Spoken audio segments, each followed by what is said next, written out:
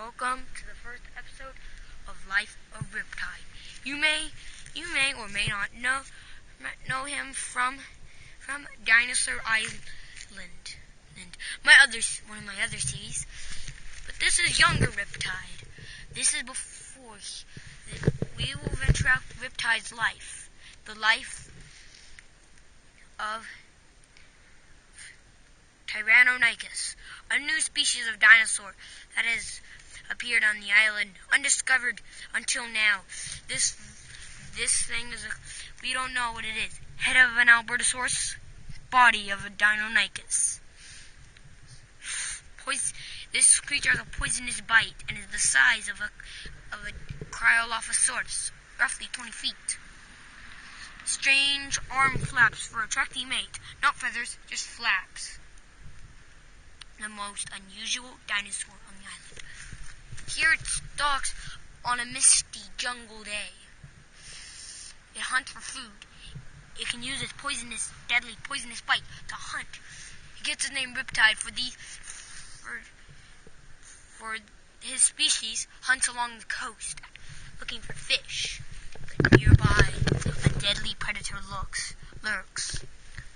A Dilophosaur, which we will call Blue, and he will appear in Dinosaur Island later. Now they do not shoot poison. The Dilophosaur do not shoot poison, but here on the island there are two species of Dilophosaur, frillless and then the frill. This is probably not even a species, for it only has 2 fingers, and those frills are for attracting mates. Females also have them, but it's to scare off predators, to make them look bigger. It stalks. Riptide begins going up the hill. It can see the Dilophosaur, but knows that the Dilophosaur would most likely not bother such a large predator. It finds 2 salamanders, a male and a female. Easy prey.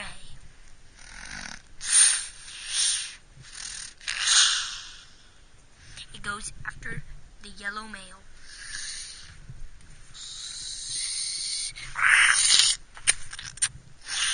The other scatters off into the jungle, where the male begins to feast.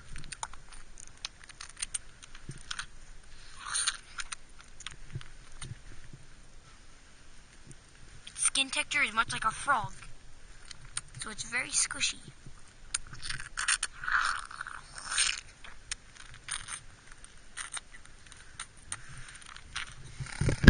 The Dilophosaur wants the food. So it begins getting closer.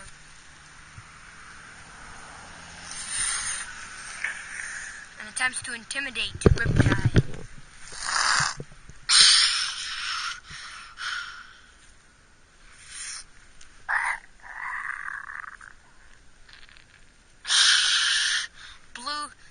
Blue decides to show off his huge frill, and Riptide backs off.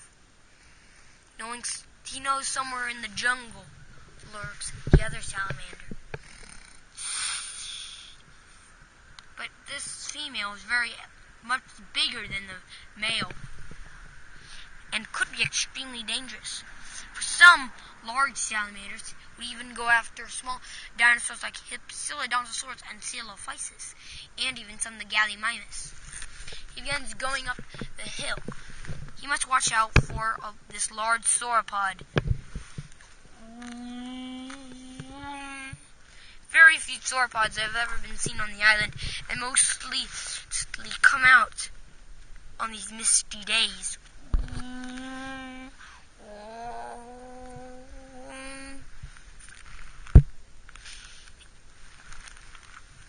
It looks on this huge tree for the moss.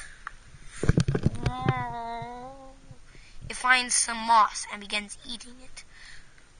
These huge herbivores use their long necks to reach the moss, and they eat it.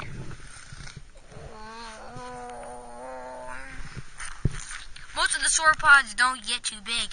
If you look at the size comparison, you can easily tell sauropods don't get too big.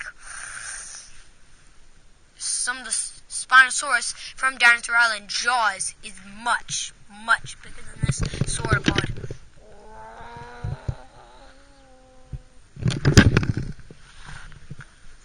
Riptide decides to go after an Albertasaurus. Because of his poisonous bite, he can easily make short work of the Albertasaurus.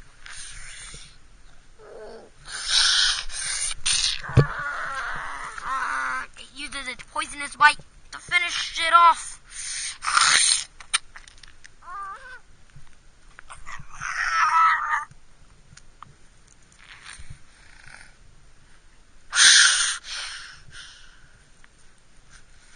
It was successful.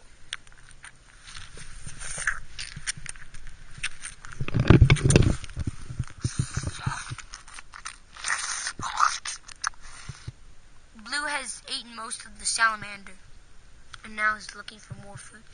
He sees Riptide up on the hill with his Albertasaurus, but then he now realizes if something could take down that Albertasaurus, it could easily take down him.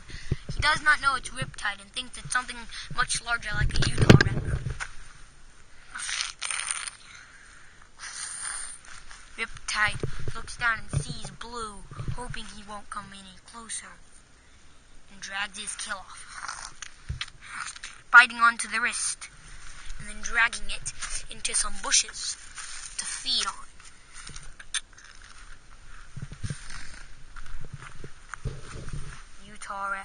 The Blue begins going closer and attacks. Kills it with one bite. Probably because it's so small. He drags it to the other, lays it down, and begins feeding on its yummy, tasty, fleshy belly.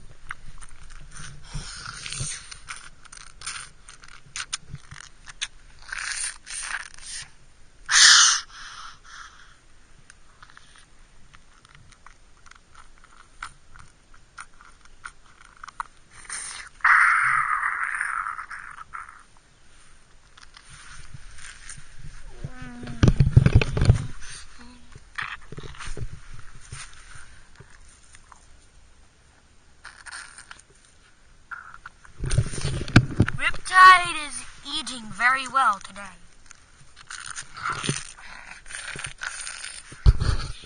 This is now his den. Riptide has now created a den. This small den is perfect for him to live in, and will be his home for most of the series, to be continued next time.